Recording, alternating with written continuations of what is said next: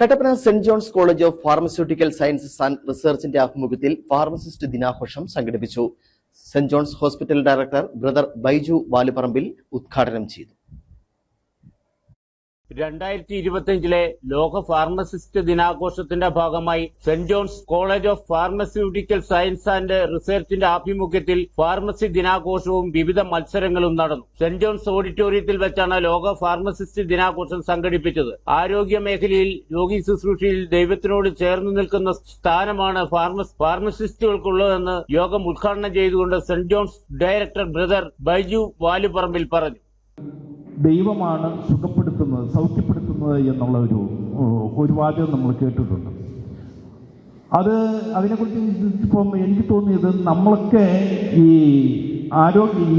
സൗഖ്യദായക ശുശ്രൂഷയിലെ ഭാഗഭാക്കാകുമ്പോൾ ഡോക്ടർമാരെ, നേഴ്സുമാരെ എന്നൊക്കെ പറയുമ്പോഴത്തേന് ഈ ഡയഗ്നോസിസും പ്രിസ്ക്രിപ്ഷനും മാത്രമേ അവർ ചെയ്യുന്നുള്ളൂ. പക്ഷേ അൾട്ടിമേറ്റ്ലി ഈ ദൈവത്തിൻ്റെ ആ ഒരു ഭാഗം, അതായത് മരുന്ന് കൊടുക്കുക എന്ന് പറയുന്ന ഒരു ഭാഗം ഓരോ ഫാർമസിസ്റ്റുമാരുമാണ് ചെയ്യുന്നത്. അപ്പോൾ ഈ സൗഖ്യദായക ശുശ്രൂഷയിൽ, അല്ലെങ്കിൽ ഈ രോഗി ശുശ്രൂഷയിൽ, അല്ലെങ്കിൽ ഹോസ്പിറ്റൽ ഇൻഡസ്ട്രിയിൽ, ഹെൽത്ത് ഇൻഡസ്ട്രിയിൽ ഈ ദൈവത്തിൻ്റെ ഒരു സ്ഥാനം, അല്ലെങ്കിൽ അതിനോട് ചേർന്ന് നിൽക്കുന്ന ഒരു സ്ഥാനം എന്ന് പറയുന്നത് ഫാർമസിസ്റ്റുമാരുടെയാണ്.